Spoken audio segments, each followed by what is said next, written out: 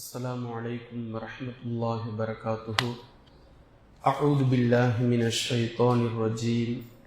بسم الله الرحمن الرحيم. إن الذين آمنوا والذين هاجروا وجاهدوا في سبيل الله أولئك يرجون رحمة الله.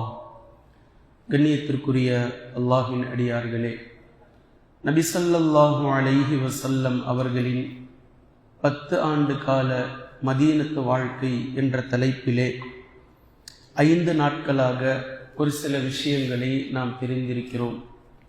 போது நபி ஸல்லல்லாஹு அலைஹி வஸல்லம் அவர்கள் மதீனாவிற்கு செல்வதற்கு முன்னால் அந்த கடைசி 2.5 ஆண்டுகளுடைய செய்திகளில் ஒன்றுதான் மிஅராஜ். அந்த மிஅராஜை தொடர்ந்து மதீனாவிலிருந்து வந்திருந்த மதீனத்து தோழர்களோடு அல்லாஹ்வின் தூதர் ஸல்லல்லாஹு அலைஹி வஸல்லம் அவர்கள் ஒப்பந்தம் செய்து கொண்டார்கள். முதலாவது ஒப்பந்தத்தை நேற்றைய தினம் நாம் பார்த்தோம். பின்பு மீண்டும் 2வது முறை ஒப்பந்தம் செய்கின்றார்கள், உடன்படிக்கை செய்கின்றார்கள். இந்த உடன்படிக்கை முதல் உடன்படிக்கையை விடவும் இன்னும் ஆழமானது. முதல் உடன்படிக்கையில் கலந்து கொண்ட மதீனத்து தோழர்களை விடவும் இந்த முறை இன்னும் அதிகமான தோழர்கள் கலந்து கொண்டார்கள். கிட்டத்தட்ட 72-73 மதீனத்து தோழர்கள், 2 பெண் தோழிகள், பெண் சஹாபாக்கள் உட்பட அல்லாஹ்வின் தூதர் ஸல்லல்லாஹு அலைஹி வஸல்லம் அவர்களோடு ஒப்பந்தம் செய்வதற்காக வருகிறார்கள். இப்ப இந்த 73 பேருமே ஒருவர் மாறி ஒருவர் பேசிக்கொண்டு வருகிறார்கள். இன்னும் எத்தனை நாட்களுக்குத்தான் இப்படி நபி ஸல்லல்லாஹு அலைஹி வஸல்லம் அவர்களை விட்டு வைப்பது? அவர்களுக்கு இக்கட்டான நிலை ஏற்பட்டிருக்கிறது. மிகப்பெரிய பிரச்சனைகளுக்கு மேல் பிரச்சனை மக்காவில் சூழ்ந்து கொண்டிருக்கின்றது. எப்போது நாம் அவரை அழைத்து செல்வது என்று ஒருவர் மாறி ஒருவர் பேசிக்கொண்டேதான் வருகிறார்கள். நபி ஸல்லல்லாஹு அலைஹி வஸல்லம் அவர்களுக்கு நடுநிசி ராத்திரியில் அகபாவில் சந்திக்கின்றேன் என்று ஒப்பந்தம், அகபாவில் சந்திக்கின்றேன் என்று நேரம் குறித்திருந்தார்கள். அதற்கு ஏற்றவாறு அந்த மக்களும் மதீனத்து தோழர்களும் அகபாவில் இரவில் யாருக்கும் தெரியாமல் ரகசியமாக காத்திருந்தார்கள். இப்ப நபி ஸல்லல்லாஹு அலைஹி வஸல்லம் அவர்களை அழைத்து கொண்டு அப்பாஸ் ரலியல்லாஹு அன்ஹு அவர்கள் உடன் வருகிறார்கள். தன்னுடைய அண்ணன் மகன் முஹம்மது நபி ஸல்லல்லாஹு அலைஹி வஸல்லம் அவர்கள் சின்வாப்பா, சின்னத்தா கூட வராங்க, சச்சா கூட வராங்க பாதுகாப்புக்காக. இப்போ இந்த சபைக்கு நபி ஸல்லல்லாஹு அலைஹி வஸல்லம் அவர்களும் அப்பாஸ் ரலியல்லாஹு அன்ஹு அவர்களும் வந்ததும் 72-73 தோழர்களும் ஆர்வத்தோடு நபி ஸல்லல்லாஹு அலைஹி வஸல்லம் அவர்களை முன்னோக்கி காத்து கொண்டே இருக்கிறார்கள். இப்ப நபி ஸல்லல்லாஹு அலைஹி வஸல்லம் அவர்கள் சபைக்கு வந்ததுமே முதலாவதாக பேச துவங்குவது அப்பாஸ் ரலியல்லாஹு அன்ஹு அவர்கள் தான் பேச துவங்குகிறார்கள். அந்த மக்களிடத்தில் முதலாவதாக பேசுகிறார்கள். நல்லா அண்டர்லைன் பண்ணி கவனிங்க. அப்பாஸ் ரலியல்லாஹு அன்ஹு அவர்கள் அந்த மக்களிடத்தில் பேசுகிறார்கள். நீங்கள் எதற்கு வந்திருக்கிறீர்கள் என்று தெரியுமா? முஹம்மது நபி ஸல்லல்லாஹு அலைஹி வஸல்லம் அவர்களை பாதுகாப்பதில் நீங்கள் முழு மூச்சாக செயல்படுவீர்களா, அல்லது முஹம்மது நபி ஸல்லல்லாஹு அலைஹி வஸல்லம் அவர்களை நீங்கள் அழைத்து சென்றதற்கு பின்னால் இவருடைய எதிரிகளிடத்தில் நீங்கள் விட்டு விடுவீர்களா? அப்படி நீங்கள் பலவீனப்படுவீர்கள் என்றால் இப்போதே சொல்லிவிடுங்கள், நாங்கள் அவரை பாதுகாப்புடன் தான் பார்த்து கொண்டிருக்கின்றோம். இனியும் இன்ஷா அல்லாஹ் பாதுகாப்பு அவருக்கு நாங்கள் கொடுப்போம். எங்களுடைய ஊரில் எங்களிடத்தில் அவர் கண்ணியவானாகத்தான் இருக்கின்றார். எதிரிகளிடமிருந்து அவரை நாங்கள் பொத்தி பொத்தி பாதுகாத்து கொண்டு வருகின்றோம். நீங்கள் என்ன சொல்கிறீர்கள் என்று அப்பாஸ் ரலியல்லாஹு அன்ஹு அவர்கள் உருக்கமான இந்த பேச்சை பேசுகிறார்கள். இப்ப நல்லா கவனிங்க, எவ்வளவு ஆழமான விஷயத்தை பேசுகிறார்கள். இப்ப பேசி முடிச்சதுமே கஅப் இப்னு மாலிக் ரலியல்லாஹு அன்ஹு அவர்கள் அன்சாரி தோழர்களில் ஒருவர், இவர் எழுந்து நின்று, அல்லாஹ்வின் தூதரே ஸல்லல்லாஹு அலைஹி வஸல்லம், உங்களுடைய சின்னத்தா பேசியதை நாங்கள் கேட்டோம், ஆனால் நீங்கள் பேசுங்கள். நீங்கள் பேசுவதை நாங்கள் கேட்க வேண்டும், அவர் பேசியது எல்லாம் எங்களுக்கு புரிகின்றது, ஆனால் அதை நீங்கள் சொல்லுங்கள், உங்களுக்கு எதுவெல்லாம் எங்களிடம் இருந்து தேவையோ அதை ஒட்டுமொத்தத்தையும் நீங்கள் எடுத்துக்கொள்ளுங்கள், நோ ப்ராப்ளம். அப்பாஸ் ரலியல்லாஹு அன்ஹு அவர்கள் பேசிய பேச்சிற்கு ஒற்றை வரியில் அன்சாரிகளின் சார்பாக கஅப் இப்னு மாலிக் ரலியல்லாஹு அன்ஹு அவர்கள் பதிலளிக்கிறார்கள், உங்களுக்கு என்ன தேவையோ ஒட்டுமொத்தத்தையும் எடுத்துக்கொள்ளுங்கள். எவ்வளவு தெளிவா இருக்கிறாங்க பாருங்க சஹாபாக்கள். இப்ப இந்த பேச்சை கேட்டதும் அல்லாஹ்வின் தூதர் ஸல்லல்லாஹு அலைஹி வஸல்லம் அவர்கள் மிகவும் மகிழ்ச்சி அடைந்தார்கள், இந்த வீரத்தை பாராட்டினார்கள். பின்பு நபி ஸல்லல்லாஹு அலைஹி வஸல்லம் அவர்கள் சஹாபாக்களிடத்தில் பேசத் தொடங்கினார்கள். இப்ப நபி ஸல்லல்லாஹு அலைஹி வஸல்லம் அவர்கள் ஒன்றன் பின் ஒன்றாக சில உடன்படிக்கைகளை சொல்கின்றார்கள். இப்போ நேற்றைய தினம் எடுத்த உடன்படிக்கை அது சப்ஜெக்ட் வேற. இப்போ என்ன சொல்றாங்கன்னு பாருங்க. நபி ஸல்லல்லாஹு அலைஹி வஸல்லம் அவர்கள் முதலாவதாக இன்பத்திலும் துன்பத்திலும் எல்லா நிலைமையிலும் தலைமைக்கு நீங்கள் கட்டுப்பட வேண்டும். அல்லாஹுக்கும் அல்லாஹுடைய தூதர் ஸல்லல்லாஹு அலைஹி வஸல்லம் அவர்களுக்கும் நீங்கள் கட்டுப்பட வேண்டும். இன்பத்திலும் துன்பத்திலும் நீங்கள் கட்டுப்பட்டே ஆக வேண்டும். நம்பர் 1. நம்பர் 2, செல்வ நிலையாக இருந்தாலும் வறுமை நிலையாக இருந்தாலும் அல்லாஹ்வின் பாதையில் நீங்கள் செலவு செய்ய வேண்டும். செலவு செய்வதற்கு நீங்கள் தயங்கவே கூடாது. எந்த நிலை இருந்தாலும் அல்லாஹுடைய பாதை என்று வரும்போது உங்களுடைய கை சுருங்கக்கூடாது, உங்களுடைய கஞ்சத்தனம் வெளிப்பட்டு விடக்கூடாது. இது நம்பர் 2. நம்பர் 3, நம்முடைய பொறுப்பு அல் அம்ரு பில் மஅரூஃப் வன் நஹ்யு அனில் முன்கர். நன்மையை ஏவிக்கொண்டே இருக்க வேண்டும், தீமையை தடுத்து கொண்டே இருக்க வேண்டும். இது முழு மூச்சாக நாம் செயல்பட்டு கொண்டே இருக்க வேண்டும். நம்பர் 3. நம்பர் 4, அல்லாஹ்வின் பாதையில் தியாகம் செய்வதற்கு எந்நேரத்திலும் நீங்கள் தயாராக இருக்க வேண்டும். சும்மா போய் மக்கால இருந்து மதீனால உட்கார்றதுக்காக இந்த உடன்படிக்கை எல்லாம் செய்யறாங்க. அல்லாஹ்வின் பாதையில் நீங்கள் தியாகம் செய்வதற்கு எந்நேரமும் நீங்கள் தயாராக இருக்க வேண்டும். எந்நேரமும், எப்போ வேணாலும் நான் கூப்பிடுவேன், நீங்க அப்படியே விட்டுட்டு வர வேண்டியதுதான். என்ன உங்ககிட்ட இருக்குதோ எடுத்துக்கிட்டு நீங்க அல்லாஹ்வின் பாதையில் குதித்து விட வேண்டியதுதான். தியாகம் செய்ய நீங்கள் தயாராக இருக்க வேண்டும். இது நம்பர் 4. நம்பர் 5, பழிப்பவர்களின் பழிப்பை நீங்கள் கண்டு கொள்ளவே கூடாது. இந்த மார்க்கத்தை எடுத்து செல்லக்கூடிய ஒவ்வொரு முஃமினுக்கும் பலதரப்பட்ட இன்னல்களும் துன்பங்களும் கஷ்டங்களும் இடுக்குகளும் வந்து கொண்டுதான் இருக்கும். இதை பற்றி நீங்கள் பொருட்படுத்தவே கூடாது. நீங்கள் முன்னேறி கொண்டே இருக்க வேண்டும். இது நம்பர் 5. நம்பர் 6 பாருங்க. ஆட்சி அதிகாரத்திற்கு நீங்கள் சண்டையிட்டு கொள்ளக்கூடாது. நபி ஸல்லல்லாஹு சொல்றாங்க. எந்த ஆட்சி அதிகாரத்தை பத்தி பேசுறாங்க? ஆட்சி அதிகாரத்திற்கு நீங்கள் சண்டையிட்டு கொள்ளக்கூடாது. மக்கால உட்கார்ந்துகிட்டு இன்னும் மதீனாவுக்கு போகல, போறதுக்கு முன்னாடி இங்க உடன்படிக்கையில் 6வது நிபந்தனை அல்லாஹ்வின் தூதர் ஸல்லல்லாஹு அலைஹி வஸல்லம் அவங்க பேசுறாங்க. ஆட்சி அதிகாரத்திற்கு நீங்கள் சண்டையிட்டு கொள்ளக்கூடாது என்று சொல்கிறார்கள். இப்போ நமக்கெல்லாம் ஒரு கேள்வி வரலாம், என்னங்க ஆட்சி அதிகாரம் தான் நபி அவர்கள் செய்ய போறாங்கன்னு சொல்றீங்க, அப்புறம் ஆட்சி அதிகாரத்திற்கு சண்டையிட்டு கொள்ளக்கூடாதுன்னு சொல்றீங்க, அப்படின்றதுல நமக்கு டவுட் வருதா இல்லையா? இங்கு நபி ஸல்லல்லாஹு அலைஹி வஸல்லம் அவர்கள் பேசக்கூடிய ஆட்சி அதிகாரம் என்பது உலக மோகத்தில் உலகத்திற்காக நீங்கள் சண்டையிட்டுக் கொள்ளக்கூடாது. அப்படி என்றால் இஸ்லாமிய ஆட்சி என்பது அல்லாஹ் ஒருவனுக்குத்தான் ஆட்சி அதிகாரம். அதில் யாருக்கும் மாற்று கருத்தில்லை. அவனால் அனுப்பப்பட்ட தூதர்கள் அவனுடைய மார்க்கத்திற்கு ஹலீஃபாக்கள். பின்பு அவர்கள் இறந்து போகும்போது அவர்களுக்கு பின்னால் அவர்கள், அவர்களுக்கு பின்னால் அடுத்தவர்கள் என்று குர்ஆன் ஹதீஸை பின்பற்றி ஹலீஃபாக்கள் வந்து கொண்டிருப்பார்கள். ஆட்சி அதிகாரம் என்பது அல்லாஹ் ஒருவனுக்குத்தான். சட்டதிட்டம் என்பது அல்லாஹ் ஏற்றிவிட்டான் குர்ஆனில். அதை நடைமுறைப்படுத்தக்கூடியவராக இருப்பாரே தவிர இவர் தலைவராகவோ இவர் பெரியவா காட்டிக்க கூடாது.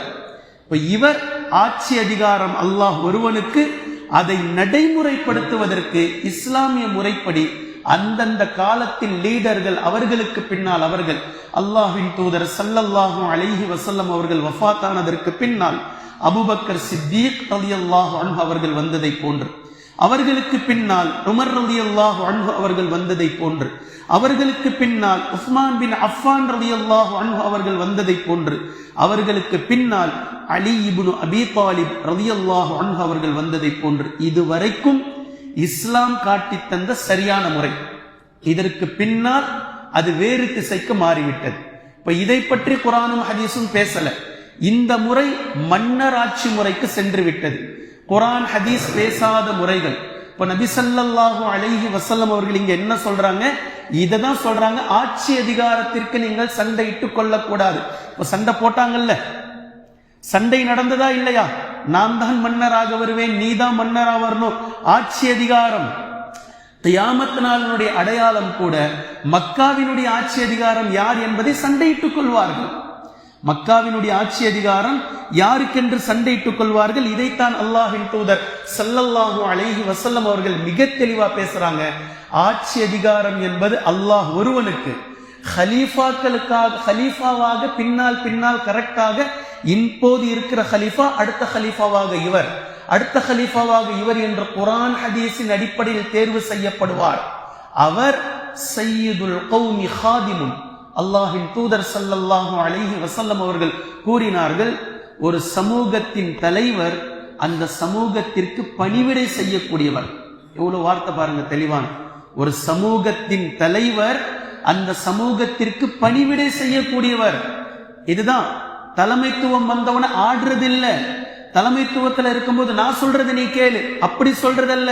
தலைமைத்துவத்தில் வந்து இது நாள் வரையில் செய்யாமல் இருந்த வேலையை இறங்கி வேலை செய்வது. இதைத்தான் அல்லாஹ்வின் தூதர் ஸல்லல்லாஹு அலைஹி வஸல்லம் அவர்கள் சொல்லவும் செய்தார்கள், செய்தும் காட்டினார்கள். இப்ப தெளிவா சொல்றாங்க, ஆட்சி அதிகாரத்தை பெறுவதற்கு சண்டை போடக்கூடாது. இதை சொல்லிட்டு நபி ஸல்லல்லாஹு அலைஹி வஸல்லம் அவர்கள் சில விஷயங்களை பேசினார்கள். மதீனத்து தோழர்களிடத்தில் குர்ஆனை ஓதி காட்டினார்கள், அல்லாஹ்வின் பக்கம் அழைத்தார்கள், இஸ்லாத்தை தெளிவாக புரிய வைத்தார்கள். பின்பு நபி ஸல்லல்லாஹு அலைஹி வஸல்லம் அவர்கள் கடைசியாக தன்னுடைய பேச்சில் சொன்னார்கள், நீங்கள் உங்களை, உங்களுடைய மனைவிமார்களை, உங்களுடைய பிள்ளைகளை பாதுகாப்பதை போன்று என்னையும் நீங்கள் பாதுகாக்க வேண்டும். நீங்கள் உங்களை, உங்களுடைய மனைவிமார்களை, உங்களுடைய பிள்ளைகளை பாதுகாப்பதை போன்று என்னையும் நீங்கள் பாதுகாக்க வேண்டும் என்று அல்லாஹ்வின் தூதர் ஸல்லல்லாஹு அலைஹி வஸல்லம் அவர்கள் இவ்வளவு உறுதிமொழிகளையும் மதீனத்து தோழர்களிடத்தில் எடுக்கிறார்கள். இப்படி பேசிக்கிட்டு இருக்கிற நேரத்திலேயே பரா இப்னு மஅரூர் ரலியல்லாஹு அன்ஹு அவர்கள் ஓடி சென்று அல்லாஹ்வின் தூதர் ஸல்லல்லாஹு அலைஹி வஸல்லம் அவர்களுடைய கரத்தை இறுக்கமாக கையை பிடித்துக் கொண்டு, அல்லாஹ்வின் மீது சத்தியமாக, எந்த அல்லாஹ் உங்களை நபியாக அனுப்பினானோ அந்த அல்லாஹ்வின் மீது சத்தியமாக, நிச்சயமாக நீங்கள் எதை எங்களிடத்தில் வாக்காக பெறுகிறீர்களோ இந்த வாக்கை நாங்கள் நிறைவேற்றுவோம். எங்களுடைய உயிரை கொடுத்தேனும் உங்களை நாங்கள் பாதுகாப்போம். எங்களுடைய மனைவி மக்களுக்கு ஏதேனும் நடந்தாலும் உங்களை நாங்கள் பாதுகாப்போம். இந்த தீனுக்காக நாங்கள் உழைப்போம் என்று சொல்லி தொடர்ச்சியாக பேசுறாங்க. நாங்கள் போரின்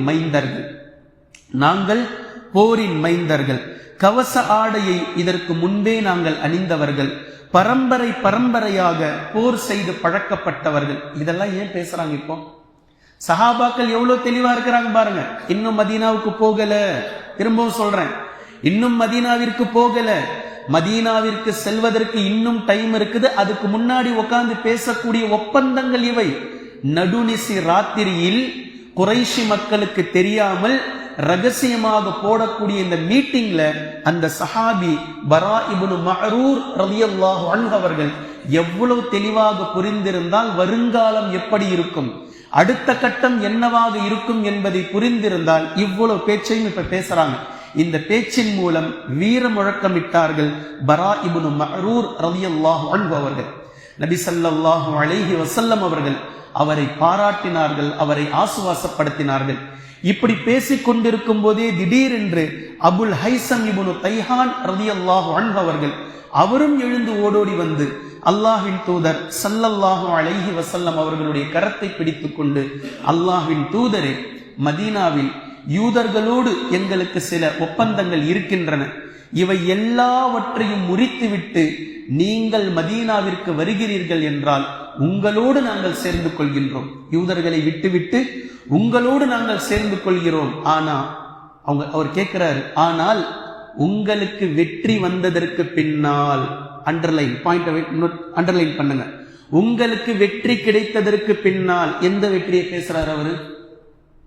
உங்களுக்கு வெற்றி கிடைத்ததற்கு பின்னால் மக்காவினுடைய வெற்றி அல்லாஹு தஆலா இன்ஷா அல்லாஹ் தருவான். எவ்வளவு ஸ்கில் பாருங்க சஹாபாக்களுக்கு, எவ்வளவு தெளிவு பாருங்க சஹாபாக்களுக்கு. உங்களுக்கு வெற்றி கிடைத்ததற்கு பின்னால், வெற்றி வந்ததற்கு பின்னால், வெறுமனே இங்க கலிமாவை சொல்றதுக்கு பிரச்சனையா இருக்கு, மதீனால வந்து சொல்லுங்க, யாரும் உங்களை தடுக்க மாட்டாங்க. இந்த வெற்றியா பேசுறாங்க. பேசுறது தெளிவா பாருங்க. உங்களுக்கு வெற்றி கிடைத்ததற்கு பின்னால் நீங்கள் மீண்டும் மக்காவிற்கு எங்களை விட்டு சென்று விடுவீர்களா? அவருடைய பிரச்சனை பாருங்க. அவர் கையை பிடித்துக் கொண்டு பேசுகிறார், அல்லாஹ்வின் தூதரே, எங்களுக்கு யூதர்களோடு சில ஒப்பந்தம் இருக்கிறது, அதை எல்லாத்தையும் முடிச்சுட்டு உங்களோடு நாங்கள் சேர்ந்து கொள்கின்றோம். ஆனால் அல்லாஹ் உங்களுக்கு வெற்றியை தந்ததற்கு பின்னால் எங்களை விட்டுவிட்டு மீண்டும் நீங்கள் மக்காவிற்கு சென்று விடுவீர்களா? ஒரு தலைவருடைய பேச்ச பாருங்க. இப்போ அல்லாஹ்வின் தூதர் ஸல்லல்லாஹு அலைஹி வஸல்லம் அவர்கள் அவருடைய கையை இறுக்கமாக பிடித்துக் கொண்டு புன்முறுவல் பூத்தவர்களாக சொன்னார்கள், உங்கள் உயிர் என் உயிராகும், உங்கள் உயிர் என் உயிராகும், உங்கள் அழிவு என் அழிவாகும், நீங்கள் என்னை சேர்ந்தவர்கள், நான் உங்களை சேர்ந்தவன், நீங்கள் போர் தொடுப்பவர்களோடு நானும் போர் தொடுப்பேன், நீங்கள் யாரோடு சமாதானம் செய்து கொள்கிறீர்களோ அவர்களோடு நானும் சமாதானம் செய்து கொள்வேன், நிச்சயமாக உங்களை விட்டு நான் போக மாட்டேன் என்று அல்லாஹ்வின் தூதர் ஸல்லல்லாஹு அலைஹி வஸல்லம் அவர்கள் சொல்றாங்க. அவருடைய கரத்தை நபி ஸல்லல்லாஹு அலைஹி வஸல்லம் அவர்கள் இறுக்கமாக பிடித்துக் கொண்டு புன்முறுவல் பூத்தவர்களாக சொல்கிறார்கள், உங்கள் உயிர் என் உயிராகும், உங்கள் உயிர் என் உயிராகும், உங்கள் அழிவு என் அழிவாகும், நீங்கள் என்னை சேர்ந்தவர்கள், நான் உங்களை சேர்ந்தவன், நீங்கள் யாரோடு போர் தொடுக்கிறீர்களோ அவர்களோடு நான் போர் தொடுப்பேன், நீங்கள் யாரோடு சமாதானம் செய்கிறீர்களோ அவர்களோடு நானும் சமாதான ஒப்பந்தம் செய்து கொள்வேன், ஒரு நாளும் உங்களை விட்டு நான் செல்ல மாட்டேன் என்று அல்லாஹ்வின் தூதர் ஸல்லல்லாஹு அலைஹி வஸல்லம் அவர்கள் பேசக்கூடிய இந்த பேச்சு எவ்வளவு தெளிவான பேச்சு பாருங்க. நபி அவர்கள் சொன்னதை போன்று மக்கா வெற்றி அடைந்ததற்கு பின்பும் மீண்டும் நபி ஸல்லல்லாஹு அலைஹி வஸல்லம் அவர்கள் மதீனாவிற்குத்தான் சென்றார்கள், மதீனாவில் இருந்தார்கள், மீண்டும் தனியாக ஹஜ்ஜுக்காக வந்தார்கள், மீண்டும் மதீனாவிற்கு சென்றார்கள், தங்களுடைய கடைசி நாட்களை மதீனாவில் கழித்தார்கள், மதீனாவில் வஃபாத்தானார்கள், மதீனாவிலே அவர்களுடைய உடலை கண்ணியமான முறை அடக்கமும் செய்யப்பட்டது என்று சொன்ன அந்த வார்த்தை எவ்வளவு தெளிவான பேச்சு பாருங்க. இப்போ மீண்டும் இந்த பேச்சுக்கள் ஒவ்வொன்றாக பேசப்பட்டதற்கு பின்னால் இந்த மதீனாவில் இருந்து வந்திருந்த குழு தலைவர்கள் ஒவ்வொரு நபர்களும் அவரவர்களுடைய குழுவிற்கு இந்த விஷயத்தை மீண்டும் மீண்டும் வலியுறுத்தினார்கள். நாம என்ன செய்யறோம் தெரியுமா? நாம எதுக்கு வந்திருக்கிறோம் தெரியுமா? முஹம்மது ஸல்லல்லாஹு அலைஹி வஸல்லம் அவர்களை அழைத்து சென்றால் எப்படிப்பட்ட விளைவுகளை எல்லாம் நாம் சந்திக்க இருக்க வேண்டி தெரியுமா? இது எல்லாவற்றுக்கும் நீங்கள் தயாரான நிலையில் தான் இருக்கிறீர்களா என்று ஒவ்வொருவர்களும் அவரவர்களுடைய குழுக்களுக்கு சொன்னார்கள். திடீரென்று அப்பாஸ் இப்னு உபாதா ரலியல்லாஹு அன்ஹு அவர்கள் எழுந்து நின்று, மக்களே, நீங்கள் என்ன வாக்கு கொடுக்கிறீர்கள் இவரிடத்தில் தெரியுமா? மக்களை இன்னும் உறுதிப்படுத்துறாங்க, அவ்வளவுதான், எதிரான பேச்சல்ல. மக்களை, மதீனாவாசிகளை இன்னும் ஆழமாக உறுதிப்படுத்துகிறார்கள் இவர்கள் இந்த கேள்வியின் மூலம். நீங்கள் இவருக்கு என்ன வாக்குறுதி தருகிறீர்கள், என்ன உடன்படிக்கை செய்து தருகிறீர்கள் என்று புரிந்துதான் செய்கிறீர்களா? உங்களுக்கு புரியுதா? நீங்கள் இந்த உடன்படிக்கைக்கு பின்னால் முஹம்மது ஸல்லல்லாஹு அலைஹி வஸல்லம் அவர்களை உங்களுடைய ஊருக்கு நீங்கள் அழைத்து சென்றால் அதற்கு பின்னால் உங்களுடைய மனைவி மக்களை நீங்கள் இழக்க நேரிடலாம், உங்களுடைய சொத்து சுகங்களை நீங்கள் இழக்க நேரிடலாம், ஒரு கட்டத்தில் உங்களுடைய உயிரே நீங்கள் இழக்க நேரிடலாம். குறைஷி மக்கள் அரபு அகத்தை மக்காவில் இருக்கக்கூடிய ஒட்டுமொத்த வியாபாரிகளையும் பகைக்க நேரிடலாம். இவை எல்லாமே தெரிந்துதான் நீங்கள் உடன்படிக்கை செய்கிறீர்களா? ஒட்டுமொத்த மதீனத்து தோழர்களும் சொன்னார்கள், இதை நாங்கள் ஏற்கிறோம், எங்களுக்கு எதுவானாலும் பரவாயில்லை, இந்த தீனுக்காக முஹம்மது நபி ஸல்லல்லாஹு அலைஹி வஸல்லம் அவர்களை நாங்கள் பாதுகாப்போம் என்று ஒவ்வொரு நபர்களாக எழுந்து சென்று நபி ஸல்லல்லாஹு அலைஹி வஸல்லம் அவர்களுடைய கரத்தில் தன் கரத்தை வைத்து இந்த உடன்படிக்கையை செய்து முடித்தார்கள். இதில் முதலாவதாக அஸ்அத் பின் ஜுராரா ரலியல்லாஹு அன்ஹு அவர்கள்தான் மதீனத்து தோழர்களில் ஒப்பந்தம் செய்தவர்களில் முதன்மையானவர். இவர் நபி ஸல்லல்லாஹு அலைஹி வஸல்லம் அவர்கள் முதல் உடன்படிக்கையில் முஸ்அப் பின் உமைரை மக்காவில் இருந்து மதீனாவிற்கு அனுப்பி வைத்தார்களே, இவருடைய வீட்டில்தான் முஸ்அப் பின் உமைர் ரலியல்லாஹு அன்ஹு அவர்கள் தங்கி இவ்விருவர்களும் சேர்ந்துதான் மதீனாவில் இஸ்லாத்தை எத்தி வைத்தவர்கள். முஸ்அப் பின் உமைர் ரலியல்லாஹு அன்ஹு அவர்களிடமிருந்து அஸ்அத் பின் ஜுராரா ரலியல்லாஹு அன்ஹு அவர்கள் இஸ்லாத்தை மிக தெளிவாக கற்றுக்கொண்டார்கள். முதலாக உடன்படிக்கை செய்தவர்களும் இவர்கள்தான். இந்த உடன்படிக்கைக்கு பின்னால் நபி ஸல்லல்லாஹு அலைஹி வஸல்லம் அவர்களுக்கு சொர்க்கத்தை வாக்களித்தார்கள். இப்படி நீங்கள் உடன்படிக்கையின் அடிப்படையில் நடந்து கொண்டால் உங்களுக்கு சொர்க்கம் கிடைக்கும் என்று சொர்க்கத்தை வாக்களித்தார்கள். பின்பு அவர்களிலேயே 12 தலைவர்களை நபி ஸல்லல்லாஹு அலைஹி வஸல்லம் அவர்கள் தேர்வு செய்தார்கள். 12 தலைவர்கள். அந்த 12 தலைவர்களிடத்தில் கூடுதலாக சில வாக்குறுதிகளை எடுத்தார்கள். பின்பு சொன்னார்கள், ஈசா அலைஹிஸ்ஸலாம் அவர்களுக்கு ஹவாரியங்கள் எப்படி உற்ற நண்பர்களாக இருந்து அவரவர்களுடைய குழுக்களுக்கு அவர்கள் பொறுப்புதாரிகளாக இருந்தார்களோ அதே போன்று நீங்கள் 12 பேரும் உங்களுடைய குழுக்களுக்கு பொறுப்புதாரிகள் ஆவீர்கள். உங்கள் 12 பேருக்கும் நான் அல்லாஹ்விடத்தில் பொறுப்புதாரி ஆவேன் என்று ஒரு வழியாக இந்த பேச்சுக்கள் மிக வெற்றிகரமாக நடுநிசி ராத்திரியில் ரகசியமாக நபி ஸல்லல்லாஹு அலைஹி வஸல்லம் அவர்களோடு இந்த 73 சஹாபாக்களும் உடன்படிக்கை செய்து முடிக்கக்கூடிய நேரத்தில் ஷைத்தான் இதை பார்த்து விட்டான். உண்மையான ஷைத்தான் இதை பார்த்துவிட்டு இப்படி ஒரு உடன்படிக்கை நடக்கின்றது என்பதை ஒரு மேட்டு பகுதிக்கு சென்று கூச்சலிடுகின்றான். குறைஷி குலமே, உங்களுக்கு ஒன்றும் தெரியாமல் நீங்கள் உறங்கிக் கொண்டிருக்கிறீர்கள். இப்போ பாயிண்ட நோட் பண்ணுங்க. ஷைத்தான் என்ன சொல்றான்னு பாருங்க. இன்னும் நபி அவர்கள் மதீனாவுக்கு போகல. எதுக்காக போறாங்கன்றத ஷைத்தான் பேசுற வார்த்தையை பாருங்க. ஷைத்தான் பேசுகின்றான், முஹம்மதுடைய தோழர்களும் ஒன்று சேர்ந்து உங்களோடு போர் தொடுக்க போகிறார்கள். ஷைத்தான் பேசுறான். அவன் இன்னும் எவ்வளவு கிளவரா இருக்கிறான் பாருங்க. அடுத்த கட்டத்துக்கு போயிட்டான். மேலே நின்று கொண்டு குறைஷி மக்களிடத்தில் பேசுகின்றான், எந்திரிங்க, நீங்க தூங்கிட்டு இருக்கிறீங்க. முஹம்மத் ரகசிய ஒப்பந்தம் மதீனாவில் இருந்து வந்த முஸ்லிம்களோடு செய்து கொண்டிருக்கிறார்.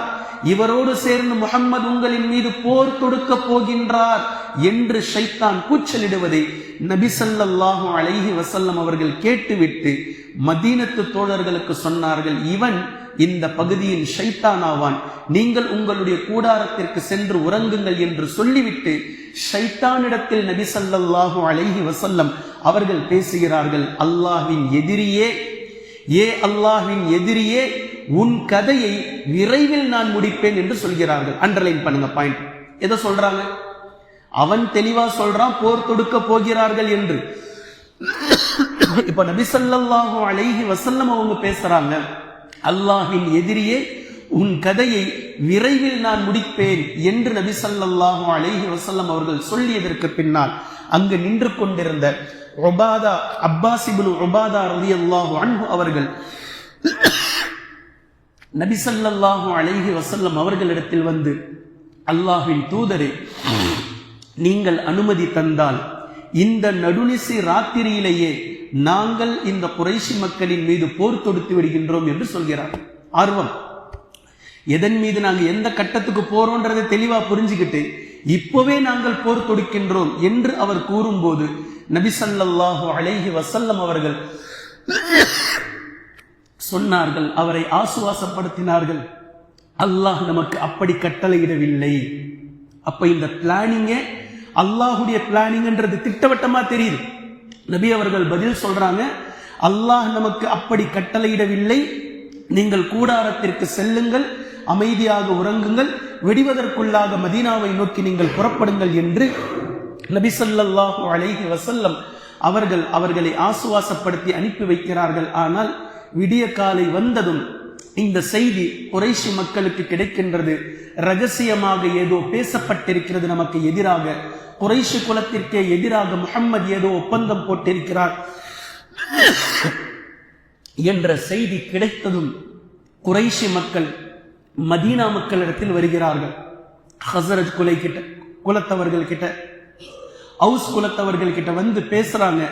இந்த மாதிரி நீங்கள் ஏதேனும் ராத்திரி உடன்படிக்கை செய்தீர்களா அப்படின்னு கேட்கிறாங்க. எல்லோரும் மௌனமா இருக்கிறாங்க. அதாவது மதீனத்து தோழர்களில் ஒப்பந்தம் செய்தது 72 பேர், இன்னும் காஃபிராகவே இருக்கக்கூடிய நிறைய பேர் இருக்கிறாங்க. அவர்களிடத்தில் இணை வைப்பாளர்களிடத்தில் சென்று பேசுகிறார்கள். ஆனா அவங்களுக்கெல்லாம் ஒண்ணுமே தெரியல. இவங்க ரகசியமா தானே மீட்டிங் போட்டாங்க. இப்ப எல்லாரும் சொல்றாங்க, அப்படிலாம் ஒன்னும் நடக்கலையே, எந்த மீட்டிங்கும் நடக்கலையே, எல்லாம் எங்க கூட தானே இருக்கிறாங்க. இவங்க ரகசியமாக கூடாரத்தை விட்டு அகபாவிற்கு வந்ததும் தெரியாது, மீண்டும் கூடாரத்திற்குள் விடுவதற்குள்ளாக ஃபஜ்ருக்கு முன்னால் சென்றதும் தெரியாது. அப்படியெல்லாம் ஒன்றும் நடக்கலையேன்னு சொல்லி எல்லாம் பேசுறாங்க.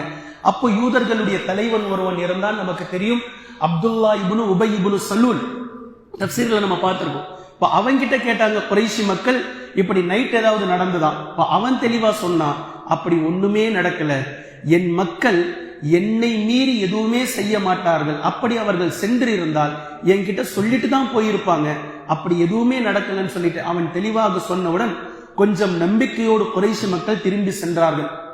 ஆனால் மீண்டும் தெரிந்து கொண்டார்கள், உண்மையாகவே குறைஷி இந்த மக்கள் ஒப்பந்தம் போடப்பட்டிருக்கின்றது.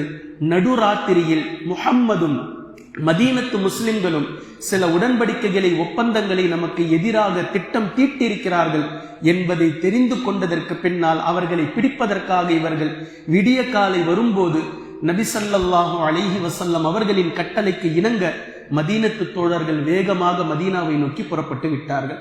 இப்ப இதற்கு பின்னால் அன்றைய தினம் காலை மதீனாவினுடைய குறைஷி தலைவர்களில் மூத்த தலைவர்கள் ஒட்டுமொத்த நபர்களும் அவசரமாக தாருன் நதுவாவில் ஒன்று கூடுகிறார்கள். ஏற்கனவே பலத்த எதிர்ப்புகள் இருக்கின்றது. இப்ப இவர்கள் ஒன்று கூடி எப்படி நபி ஸல்லல்லாஹு அலைஹி வஸல்லம் அவர்களை கொன்றுவிடலாம் என்பதை பேச போறாங்க. இவர்கள் ஒன்று கூடி ஒட்டுமொத்தமாக நபி ஸல்லல்லாஹு அலைஹி வஸல்லம் அவர்களை இந்த ஊரை விட்டு வெளியேறிவிடக் கூடாது, அதற்கு முன்னால் அவர்களை எப்படி கொள்வது, எப்படி திட்டம் தீட்டுவது, அவர்களுடைய சொந்த பந்தங்களை எப்படி சமாளிப்பது என்பதை பற்றி முழு மூச்சாக அவர்கள் பேசப் போகின்றார்கள். அவர்களுடைய ஆலோசனை கூட்டம் மறுநாள் காலை நடக்கின்றது. அவர்களுடைய பேச்சுவார்த்தை எந்த அளவில் இருந்தது, அதற்கு பின்னால் அல்லாஹ்வின் தூதர் ஸல்லல்லாஹு அலைஹி வஸல்லம் அவர்கள் என்ன செய்கின்றார்கள் என்பதை இன்ஷா அல்லாஹ் தொடர்ந்து நாம் பார்க்கலாம். கண்ணியத்திற்குரிய அல்லாஹ்வின் அடியார்களே, மிஅராஜிலிருந்து சில ஆதாரத்தை நான் உங்களிடத்தில் கூறினேன். இதே போன்று முதல் உடன்படிக்கையில் இருந்து சில ஆதாரங்களை அண்டர்லைன் பண்ண சொல்லி கூறினேன். இதே போன்று இன்றைய தினம் இரண்டாவது அகபா, இந்த விஷயத்திலிருந்து சில வரிகளை நான் அண்டர்லைன் செய்து கூறினேன். நன்கு உன்னிப்பாக கவனித்துக் கொள்ளுங்கள். இந்த உடன்படிக்கையினுடைய கடைசி விஷயம், இந்த உடன்படிக்கை சொல்லக்கூடிய கடைசி விஷயம், மதீனாவிலிருந்து முதலாக வந்து இஸ்லாத்தை தழுவிய ஒரு தோழர் நபி ஸல்லல்லாஹு அலைஹி வஸல்லம் அவர்களை உயிர் மூச்சாக நேசிக்கிறார். நபி ஸல்லல்லாஹு அலைஹி வஸல்லம் அவர்களோடு வர இருக்கின்ற அந்த தோழர்களை, மக்கத்து சஹாபாக்களை தன் இனத்தை போன்று, தன் சகோதரனை போன்று, தன் உயிரை போன்று பாதுகாக்க துணிந்திருக்கிறார் என்றால், இதுதான் லா இலாஹ இல்லல்லாஹ் முஹம்மதுர் ரசூலுல்லாஹ் என்ற இந்த கட்டமைப்பின் மீது அவர்கள் நின்றதற்கான பொருள். ஒரு நொடி, ஒரு நிமிஷம் லா இலாஹ இல்லல்லாஹ் முஹம்மதுர் ரசூலுல்லாஹ் என்று நபி ஸல்லல்லாஹு அலைஹி வஸல்லம் அவர்களிடத்தில் பையத்து செய்கிறார்கள். இந்த பையத்து செய்த மறுகணம் மறுநொடி எதற்கு தயாராகிறார்கள்?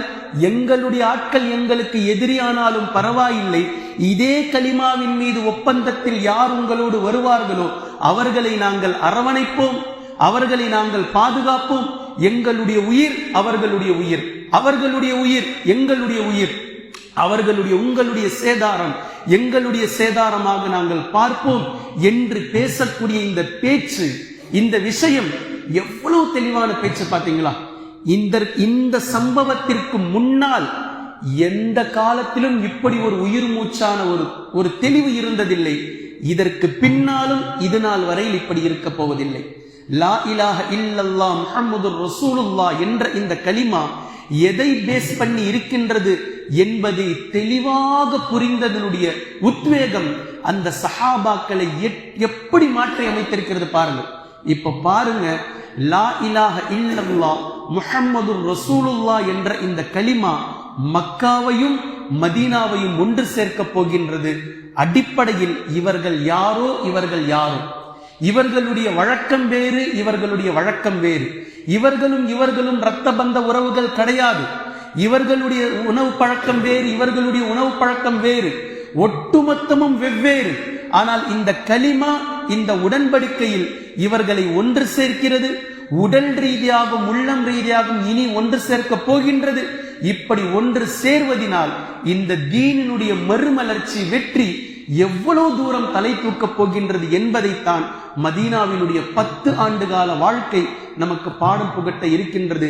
எனவே கண்ணியத்திற்குரிய அல்லாஹ்வின் அடியார்களே, வெறுமனே லா இலாஹ இல்லல்லாஹ் முஹம்மதுர் ரசூலுல்லாஹ் என்று கலிமா சொல்வதனால் நமக்கு எந்த விஷயமும் இல்லை. அதன் மீது அமல் செய்வதுதான் நமக்கு புரிதல் இருக்க வேண்டும். பலஸ்தீனில் அடிக்கப்படுகிறார்கள், ஒடுக்கப்படுகிறார்கள். இங்கு இருக்கக்கூடியவர்கள், ஒட்டுமொத்த இஸ்லாமிய நாடுகளும் எந்த கவலையும் இல்லாமல் இருந்தார்கள் என்றால் லா இலாஹ இல்லல்லாஹ் முஹம்மதுர் ரசூலுல்லாஹ் பொய்யாக கூறியிருக்கிறார்கள் என்பது பொருள். அந்த சகோதரனுக்கு அடிக்கும் போது யாருக்கு இங்கு வலிக்கிறதோ இவர் லா இலாஹ இல்லல்லாஹ் முஹம்மதுர் ரசூலுல்லாஹ்வை புரிந்திருக்கிறார் என்பதை நாம் புரிந்து கொள்ளலாம். எனவே கண்ணியத்திற்குரிய அல்லாஹ்வின் அடியார்களே, இந்த மாற்றத்தை தான் இந்த கலிமாவை மக்கத்து தோழர்களும் மதீனத்து தோழர்களும் மிக தெளிவாக புரிந்தார்கள். இப்போது ஒன்று சேரப் போகிறார்கள். இன்ஷா அல்லாஹ் அடுத்தடுத்தது என்ன நடக்கப் போகின்றது என்பதை நாம் தெளிவாக பார்க்கலாம். குர்ஆனையும் ஹதீஸையும் தெளிவாக விளங்கக்கூடிய நன்மக்களாகவும் அதை நடைமுறைப்படுத்தக்கூடிய மக்களாகவும் அல்லாஹ் நம்மை ஆக்குவானாக. சுப்ஹானக்கல்லாஹும்ம வபிஹம்திக அஷ்ஹது அல்லா இலாஹ இல்லா